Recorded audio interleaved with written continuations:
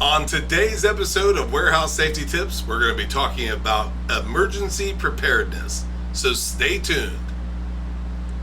Welcome to Warehouse Safety Tips. If you're a seasoned vodcast viewer, this vodcast is going to be different from most that you watch. It's based around exactly what the name implies, warehouse safety tips. And since the people in this industry are busy, we know that time is money, so each episode will be as short and to the point as possible. And now, with all that out of the way, let's get to the vodcast.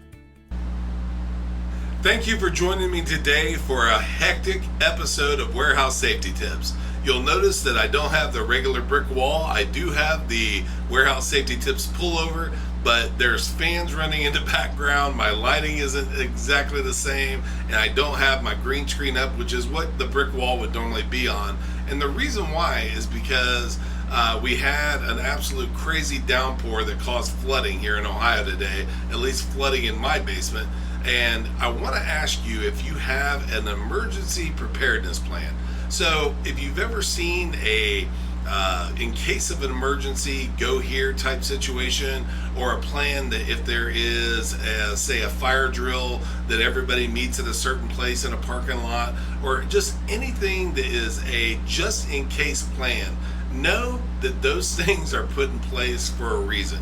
As an example, in my office here, there was a lot of flooding today, and having quite a bit of things needing to be off the floor was not observed, and because of that, some things got wet.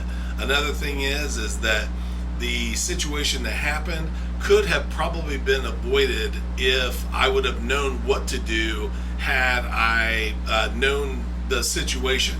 And what you want to do is make sure that you know the list of people to call if something happens, the people to call if there's a supply that runs out, the people to call if there is an emergency or a injury or even a death. All those things are the what ifs that they don't happen every day, they don't happen every week, they don't happen every month. Hopefully in your facility they never happen. But it's always important to make sure that you have a plan in place that if something does happen, you're not scattering like I was this morning here in the office. So at the end of the day, make sure that you not only have that plan, but that your facility and all of your staff knows exactly where to find those things. Should an accident, a situation, or just an incident arise, and that way you'll not be caught off guard. So make sure that you pay attention to those preparedness and make sure that you are always ready for the unexpected, and hope that it doesn't happen, but that be ready if it does. And guys, I can't thank you enough for being part of another episode of Warehouse Safety Tips. I apologize for the fans and the different lights and the different sounds and happenings of this, but that's exactly what this is about, is going through and making sure that your facility is ready, safe, and just ready to take it on. So thank you again for being part of another Warehouse Safety Tips. Have a safe day, and here is a word from one of our sponsors. It's scientifically unexplainable. It's virtually indestructible.